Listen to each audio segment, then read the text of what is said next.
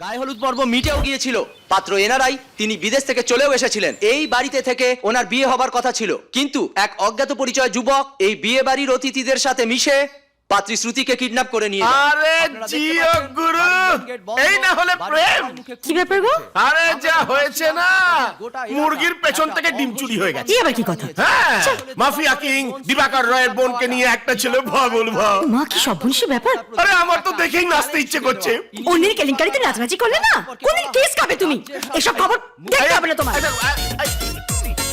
I pass দেব। ওই তো কাকু। কাকু, আপনার বাড়িতে সেলোটেপ আছে? কেন রে? আদি আপনার মুখে মেরে দিতে বলেছে। আপনার জন্য একটা ব্রেকিং নিউজ আছে। আরে ব্রেকিং নিউজ তো টিভিতে। দিবাকর রয়ের বোনকে নিয়ে একটা ছেলে পালিয়েছে। ছেলেটাকে না আপনি ভীষণ চেনেন। তাই? হ্যাঁ। কে রে? আদি। আদি।